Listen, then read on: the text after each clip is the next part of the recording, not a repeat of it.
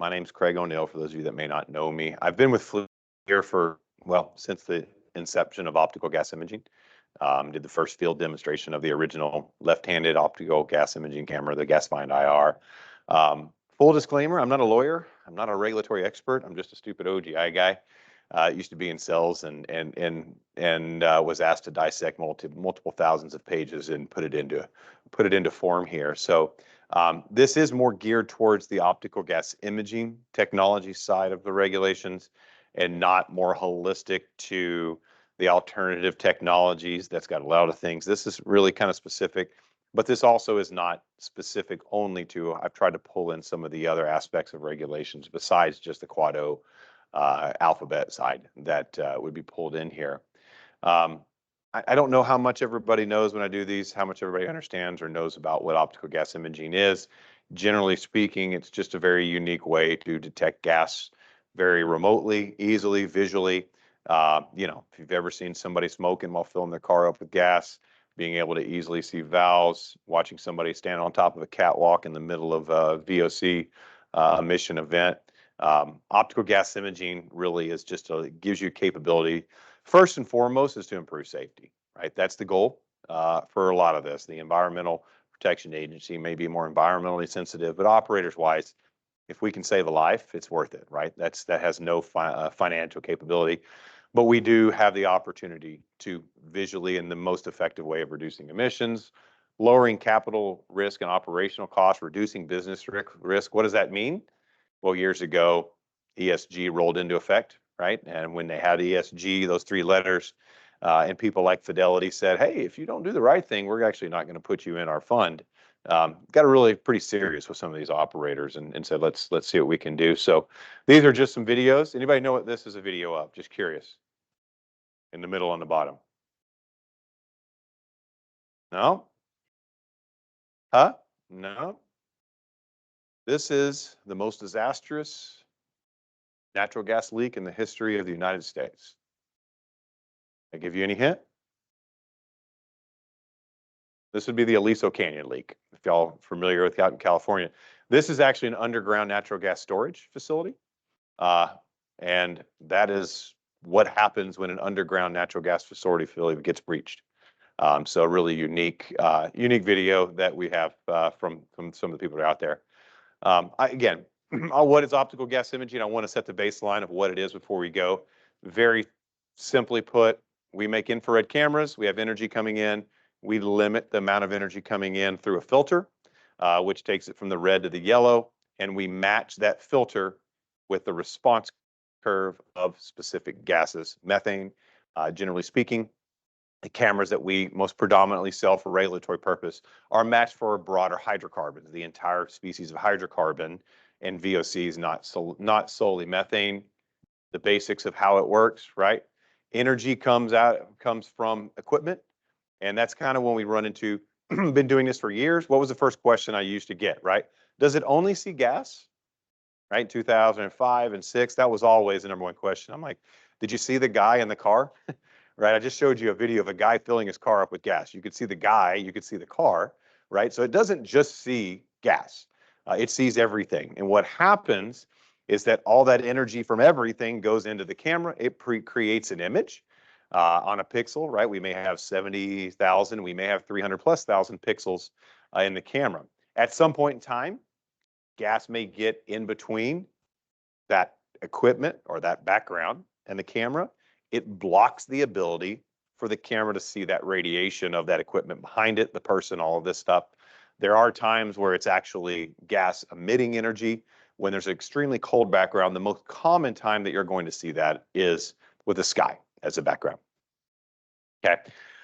So setting just a very quick baseline of what optical gas imaging is, I want to get into kind of understanding regulations tied to this. I'll give you a little history. Some people may or may not. Like, where has optical gas imaging been in regulatory framework since the inception of the technology? Regulations of the day, current proposed changes, and tomorrow's OGI regulations.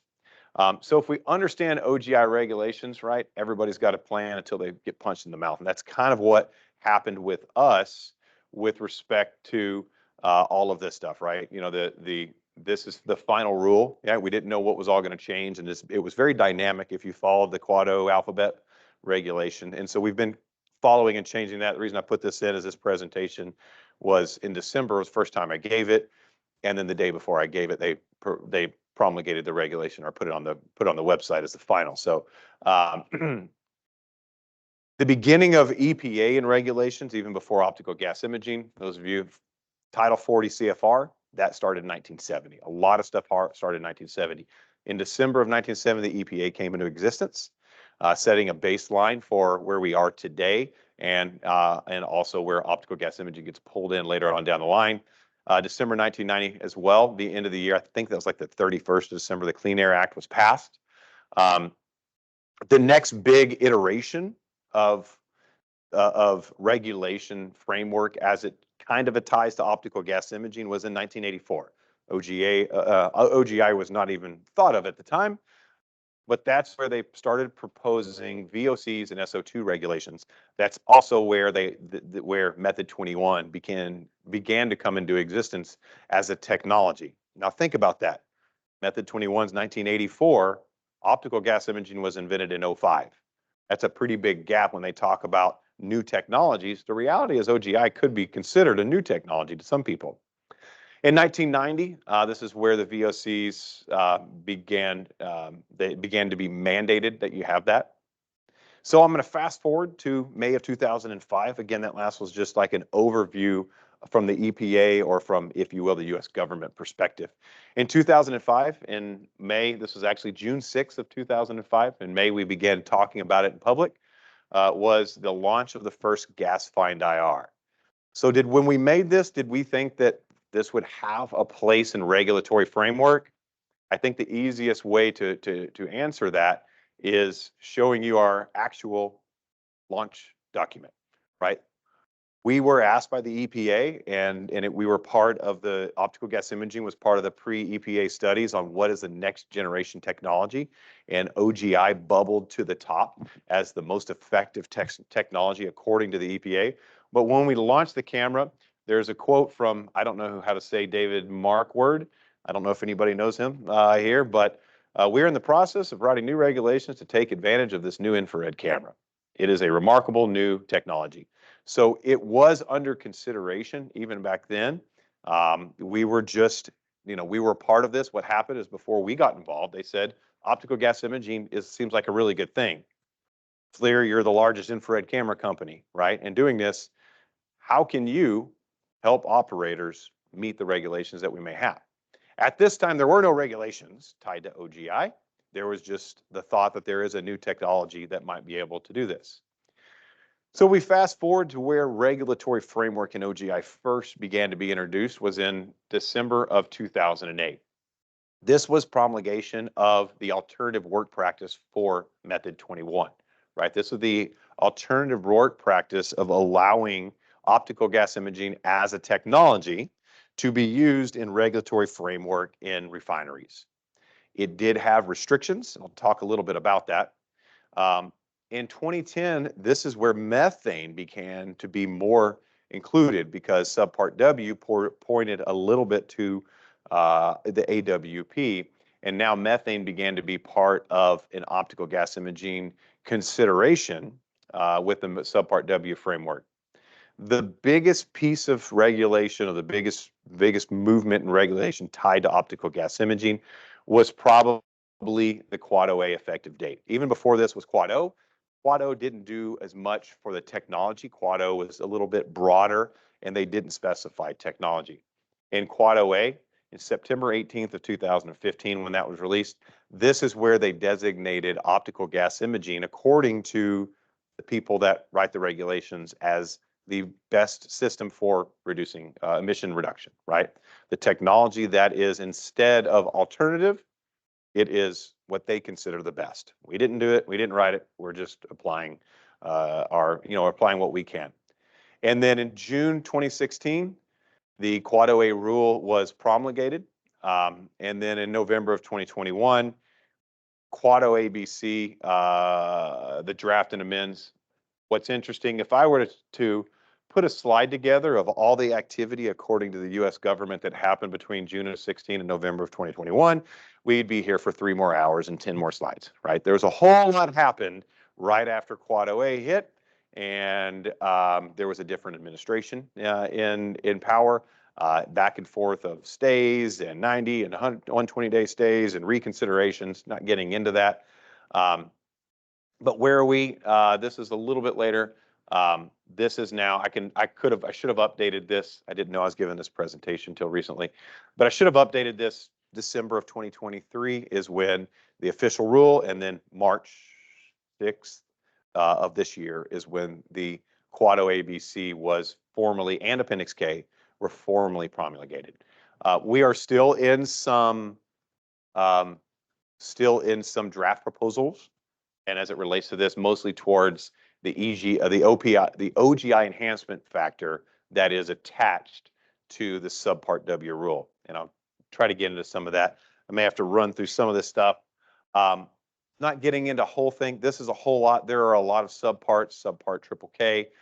The reason I'm just bringing these up is there are unique dates associated with various subparts that are applicable to this. Subpart triple K was really for VOCs, and this is that start in 1984. 2011 is when it got revamped.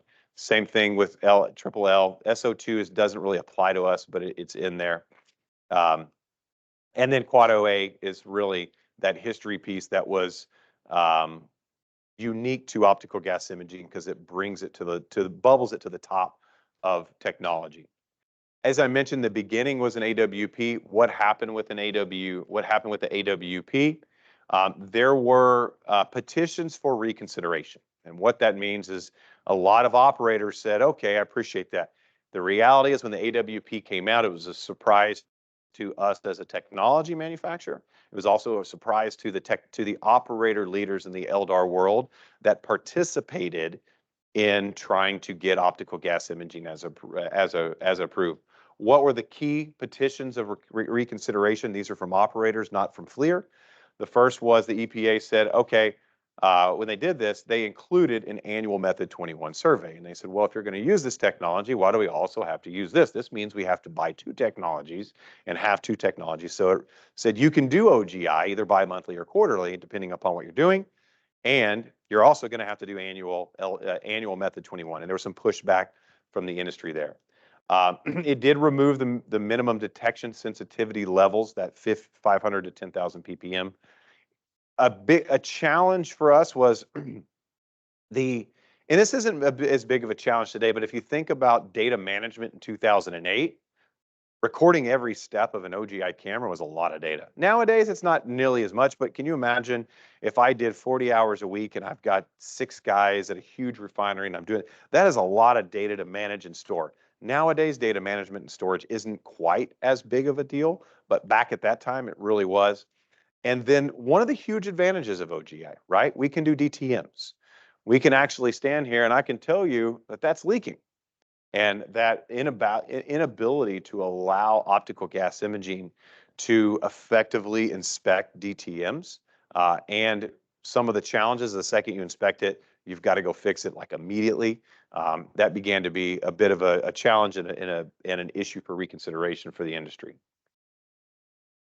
The next step forward is Quad OA. This is where optical gas imaging was, for the first time, bubbled up to the top of the technology scene to be able to be used as the best system for emissions reductions in regulatory framework. So as I mentioned, why is OGI better? Can you imagine building this, building scaffolding to meet something like this, to get to a DTM level, a difficult to measure level? If you think about this, and Steve Probst is actually, I think he may have wrote a paper, he talked to me about it. It's like, if you think about building all the little leaks, right? And you look at the 500 to 10,000, how many carbon emissions do we put in gas and exhaust from 2 people driving to work and back on average of 20 miles to build scaffolding every day, all week, just so that they can inspect all these things to go find 500 to 10,000 ppms, and then they break it down and move it over 10 feet and go build it back up. I mean, that's a lot of emissions, carbon emissions that you have just out of vehicles that surpasses the amount of savings emissions that you'd have on found leaks that are between that 500 and 10,000 ppm. I'm not with the EPA, so we felt as though we have a really good technology for DTMs, but we didn't feel as though we were allowed to use that. A huge advantage of OGI, inspect more components in less time. And one reason I mention this is that 1997, the EPA wrote a paper in the Bay Area. And what they did, and what they wrote in this paper is they talked about Method 21. Now, OGI wasn't even invented, but Method 21 realistically hasn't changed a whole lot, right? I got to get to a component, and I've got to do this. And the EPA said, if you're off by 1 centimeter, you will miss 57% of the leaks. I didn't say it. FLIR didn't say it. The EPA said it. TVAs haven't changed a whole lot in that time frame. Maybe they're a little bit more sensitive, but if you can imagine how many 1 centimeters potential to miss this if you're not exactly following and you happen to miss a wind blow, right, as a circulating wind in a refinery. So huge advantage. And then we see it as the ability to measure more accurately, right? You know where this is going. Yes, you would circulate this, but again, I have seen videos of wind circulating and it's moving the leak, and the TVA may actually miss it, or it may get under the threshold for alarm. The current, final, and proposed, right, ABC is now proposed. And again, I haven't updated this. Appendix K is part of Quad ABC, which now this would be promulgated. And then I run into Subpart W. I'll briefly mention the Subpart W piece because it does, in my opinion, unfairly call out optical gas imaging with its quote unquote enhancement factor. And I'll bring that up. I don't know if anybody's familiar with that as it relates to this. So Quad ABC, what does that look like? In 2021 was the first draft of 4 key parts to the original reg. And you guys may already know this, but they gave me 45 minutes to tell you anyway. The number one was to undo some of the previous administrations. This is explicitly copy paste words from this. And that direction was to undo the technical, and for most part, Quad OA was to undo the policy rule of the previous reconsideration. The other one was to, if you will, beef up Quad OA, right? Quad OB is to beef up. It adds additional types of sources. It adds an additional types of components. It does include optical gas imaging, new technologies as optional, adds OGI with Appendix K specifically to natural gas processing monitoring. Keep in mind, the original Quad OA was not to natural gas processing. It was to anything. And they realized that it may have stepped out of my regulatory framework capabilities with saying that Appendix K is going to apply to everything. And it did increase the frequency of monitoring in certain types of facilities. It also addressed existing sources. That's going to be the Quad OC piece. OGI is a approved method to do that. It does bring in OGI in fixed terms, but other technologies as a capability to use alternative technologies to do this. But even in using those, OGI is still going to be a part of the total solution because it is still, in our opinion, quite biased, but the easiest way to actually confirm from a source level of exactly what's happening on site. And then there were expanded effective sources. A lot of these are for the gas plants, right? It took NSPS, Triple K, Quad OA, and the only equipment in VOC service, and it added some wet gas services. This is interesting in that to emit VOC and or methane, and that's going to actually be, that's the difference. And we'll talk a little bit about Quad OB and C and why those are different. Sorry. In 2022 was the next revision, right? They went from proposed to draft, right? So in 2022, they run the draft. The goal of that was to update and strengthen 2021, right? Let's try to make it better. It went from 1,700 pages to 2,000. I don't remember what number it is, but a whole lot to read, trust me. Establish the implementation requirements of the states, right? That's the Quad OC. We'll get into that a little bit more of the difference in that. I'm assuming a lot of people may know, but I'll talk about it anyway. Key aspects to the 2022 update. Keep in mind, a lot of 2022 was implemented. There was very few changes from the draft rule to the promulgated or the final rule. Some of the key things was they did a little bit more. They tweaked and focused a little more on some of these developing and new technologies. They monitoring well sites for emissions. They added and changed some of the super emitter response program and gave it a number, right? And that's the challenge. We've always been asking at OGI in particular, as we go, just tell me the box, right? And that's what the AWP did. 60.18 said it's 60 grams per hour, Craig. Okay, guess what? We know what a box is. We can build a technology that can fit in that box.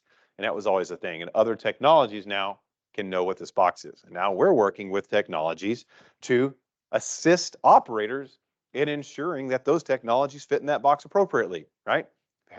Satellite flies over and says you're over 100 kilograms per hour, and you go out with a soon-to-be released quantification calibration that'll allow you to measure up to 500 kilograms per hour, from 10 to 500 kilograms per hour, and you can say that's 25 with a technology that's very proven. There may get to be a point where some of this stuff happens, and we're looking at this and trying to find the best way to support everybody involved, including operators, to be able to ensure that they are doing the right thing if they're working down that. The RIA, the regulatory impact analysis, was updated. And then, as I mentioned, this advanced measurement technologies, this ties into this new and developing technologies piece. So as we look in the final rule of 2023, what was updated?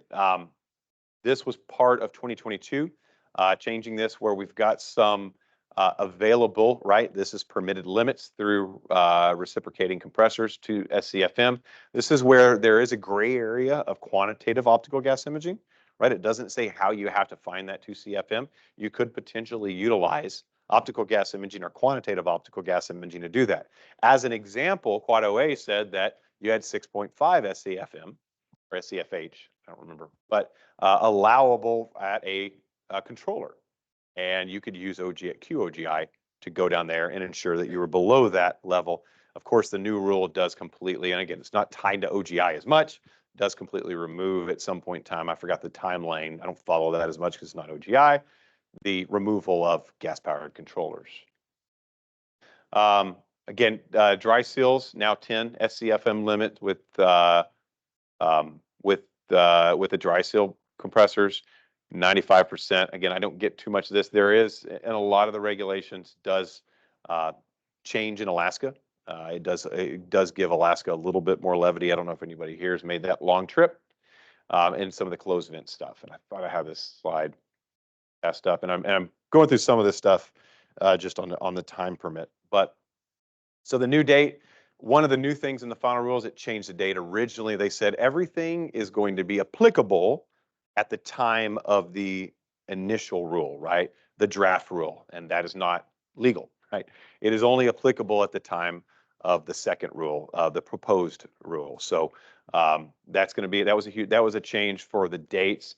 The advance of technologies, right? One thing that they did is they took the advanced technologies and separated into categories: periodic and continuous. Ned talked about that. Many of you may have been in there earlier to do this, and it allows for multiple types of technologies. And then it doesn't get as much into OGI, but it does for OGI, but it does talk about the routine flaring of associated gas, and this isn't as much tied to optical gas imaging. And as I mentioned, the super emitter program was finalized, and there were different numbers in the 2021 rule in 2022 than there were in the 2023 rule.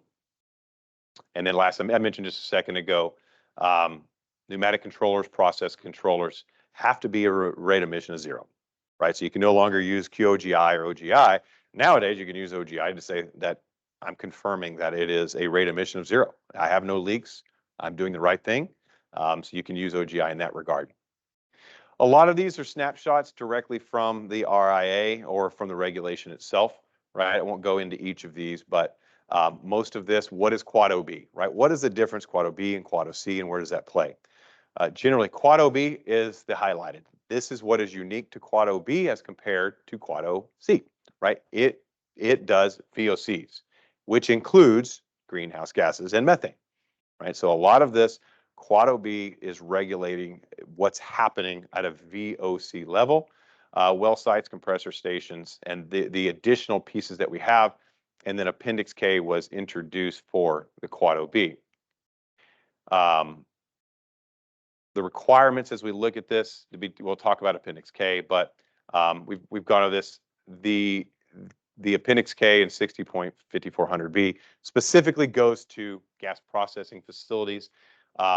What this means is there's two different ways you have to apply utilizing an OGI camera with respect to Quad OB, right? One of them is Appendix K if you're doing it in natural gas processing plants, and one of them is 60.5397B, which is the updated version of Quad OA, 60.5397A, right? So there's two different ways. It gets confusing because people say operators. Now, if you're Appendix K, you're good for Quad OB or 60.5397B.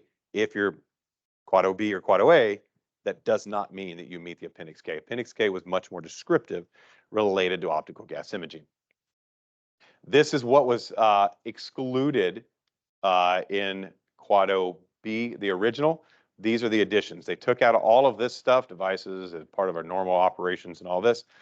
They added central production facility and just used the words in yard piping, right? So that is an addition. The yard piping is now part of regulatory framework for LDAR. If we look at the difference between A and B, highlighted green, and or green is no change, right? More stringent. One of the keys about Quad OB is that they either added completely into this doesn't apply to OGI, but everything you do is going to have an AVO, right?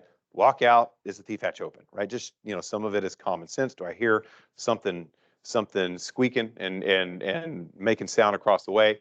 But they did change. They added multiple wellhead only, multiple wells up to semi-annual, go up to quarterly instead of semi-annual related to multiple well sites.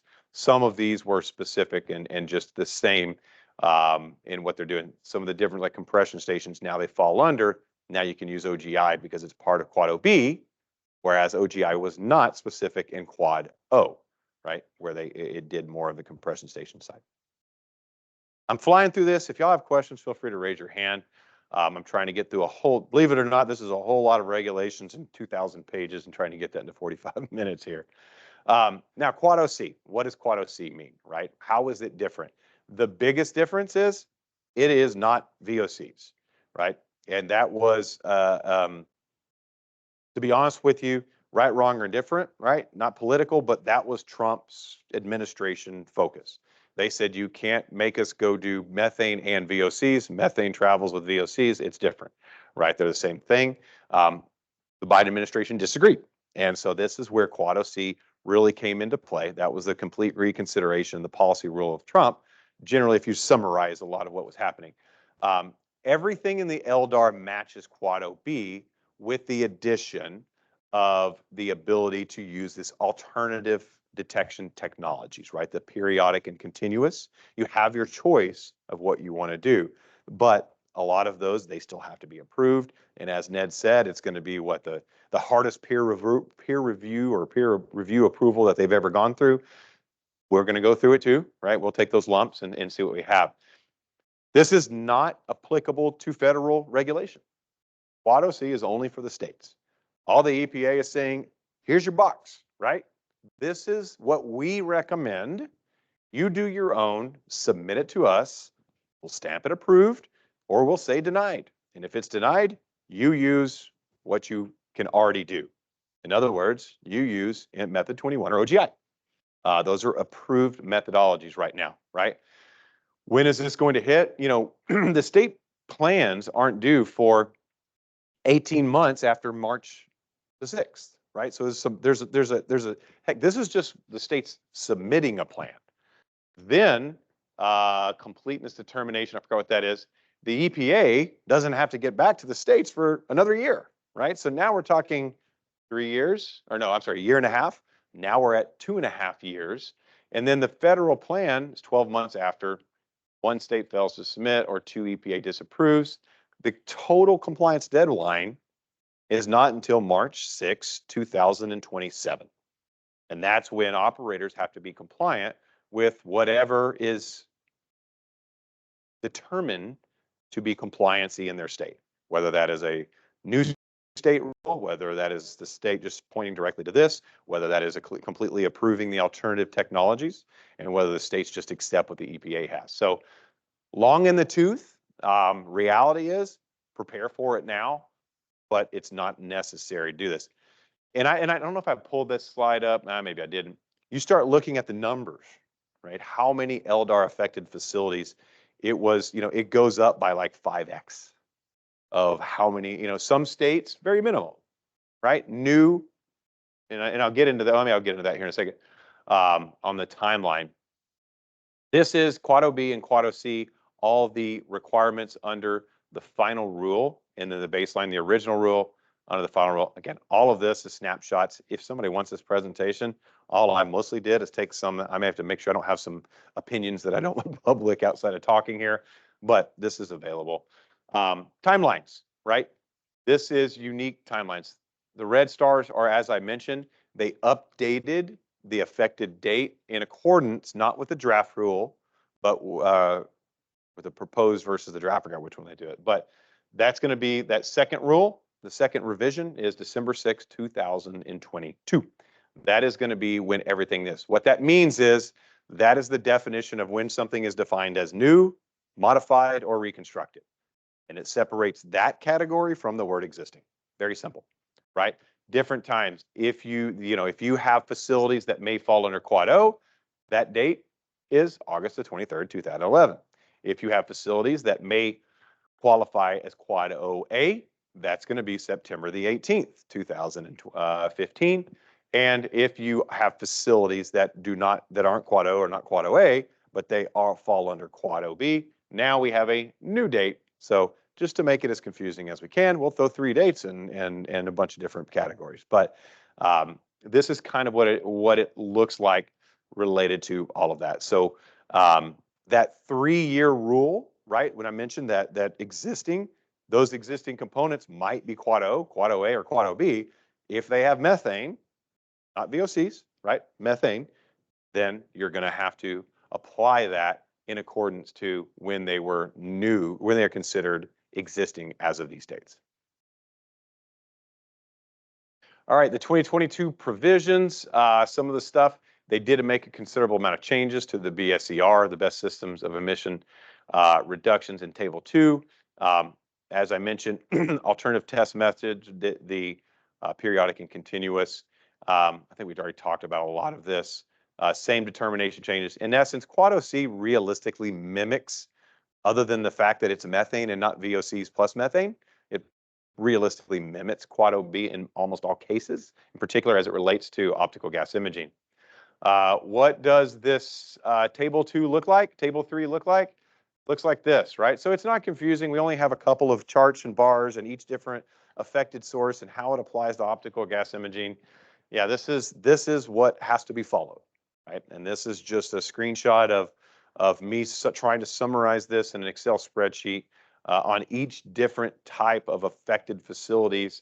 I think that the green was updated in red meant that it applied to optical gas imaging in some way. So whole lot of stuff going on there. I mentioned, how is this going to affect you as an operator in general? This was directly from the regulatory impact analysis. You can see the change. I don't know if this is true or not, but this is my guess, is when they move from new, modified, or reconstructed to existing, you'll notice that all of a sudden there's a pretty big jump in numbers. So if you look at well sites that might be affected under U.S. regulation, in 2027, which happens to fall within that 3-year time frame, there will be 38,000 well sites. In 2028, there'll be 520,000 well sites. What does this mean for you, right? Prepare, right? Last year, there were a number of presentations that said, hey guys, Appendix K is coming, right? You need to prepare. You need to start getting senior operators now. This is just looking at what might be a challenge in the long run with direct numbers involved. Oh, I gotta hurry here. This is Ned talked a little bit about the facilities for periodic versus periodic screening, right?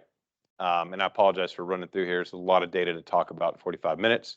And this is that continuous side. This is the chart. Generally speaking, periodic changes depending upon how often you do it. Continuous is how often you refresh, right? You have long-term rolling 90-day average versus a 7-day average. What is unique is that originally optical gas imaging camera systems were completely excluded, and in the new regulation and in the 2021 2022 they said, hang on, wait a second, we're not going to specifically exclude optical gas imaging. We're going to find a right way to do that. Appendix K, a lot of talk about Appendix K. I'm going to fly through this, and I apologize for the speed. Most people don't know Appendix K started in 2012.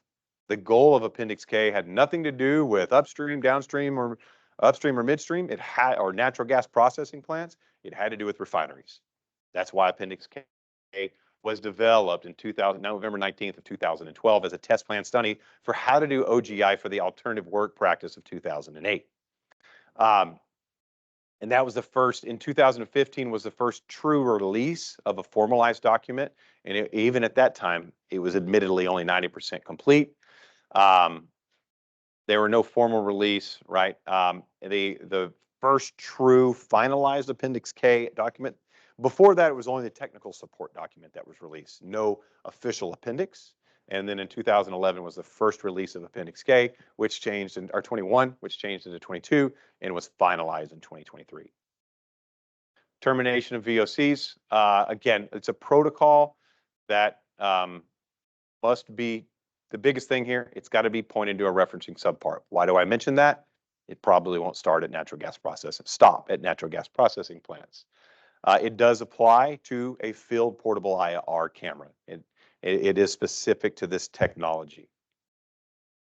Some major topics, right? They changed the minimum detectable leak rate. It's no longer 60 grams per hour of half methane, half propane at 10,000 ppm through a quarter-inch orifice. It's now 19 methane, 29 butane, or 22 grams. Yes, just so you know, we do comply with all of the Appendix K stuff, right? And we're working on the operating envelope now. We have developed it, but you can also, in the newest revision, you can also go out and do a daily field check, which was not allowed in the original Appendix K and Quad-O ABC. It does require breaks, and it does require dwell time per component down to, it does give you a simple scene option of 10 seconds in a simple scene of 10 components or less, which is about half if you do that. The biggest difference that I saw in Appendix K versus Quad-O is that they were not restricting, or they were not doing the technology. There's no EPA in here. Ned's gone. They're saying that operators are idiots and they don't know how to use the cameras, right? They're telling you that we're not going to say the technology needs to do this. We're telling you that the technology needs to do this, and you as an operator need to do it this way, right? It's the same thing as somebody saying, hey, I don't trust that you can do method 21. You got to have a guy walk around right behind you for 2 weeks to make sure that you're within 1 centimeter of that and doing it as slow and timing, stopwatch timing. Again, this is where I felt as though it's a bit restrictive. Oh, I'm supposed to get this thing right. No, I'm very late in this, so if you don't want to do it, it's no big deal. And then for those of you that are aware, it does require record keeping for 5 years. What is the most controversial piece of Appendix K? Dwell time, right? They're saying that you have this simple scene. You need to look at it at originally 5 seconds per component. There's a lot of components in here, right? And so if I were to look at this, how long does it take me to see the leak? I don't need to do 10 seconds. I know exactly what's happening here, and whenever, or that nothing's happening. And if I see something, I'm going to spend more time. But you do have to do the dwell time, and you do have to do it at 2 separate angles, right? And this is an overall question: is optical gas imaging a scene-based, or is it a component-based? Well, let's ask the EPA. They did say that in Quad-O in 2012. The question, do the NSPS reflect BSER for recovered sources? And then if I click on this little button right here and it says method 21 checks of this much, this is their RIA. Because optical gas imaging is used to view several pieces of equipment or facility at once during survey for leaks, options involving imaging are not amenable to a component by component analysis. I don't know how this doesn't disagree with their statement that you have to do component by component dwell time, but they didn't agree with me. The biggest challenge that we have as an operator is this statement, just so you know, and I'll show you what we're doing next. When you got to do 50% of your field of view, think about this. If you want to do this from 30 feet away, doing 50%, getting a controlled delta T of 50% of a field of view that is 30 meters by 18 meters. Think about how big of a controlled device you got to have to do this.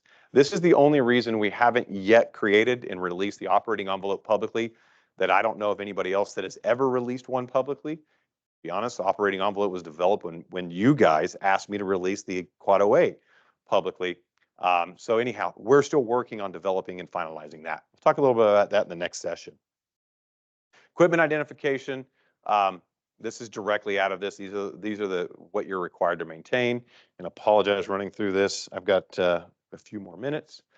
And then the reporting, right? You got to go to the CDX, the SEDRI reporting, being able to do that. The changes, these were the 2023 changes. They changes the simple scene survey hour and the camera operator, verification of the camera. They did, you don't have to have the full records. You can just have either an image that shows this, and they changed the audit frequency from quarterly to semi-annual. They gave a little bit of a reprieve on how often you've got to audit an operator. I mentioned 60.5397B. This is the Quad OA and Quad OB side, right? This is not this, you know, again, Appendix K only applies to natural gas processing plants. This is where Appendix K applies. This is where the rest of the stuff applies, right? Most of the majority of the facilities that you guys have. Why not, right? This is from the EPA. The Appendix K was written for more compressed equipment, right? It's written for refineries. And they said, wait a second, these other sites are more plentiful and remote. When I say they, the lawyers for operators. And the EPA came back and said, yeah, you're right, right? This doesn't truly apply to most of the upstream type of stuff. Both of them do require an observation path, and we have some stuff I'll talk about here in just a minute with respect to that.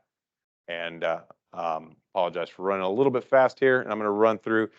Big key is that there is a lot of AVO inspections.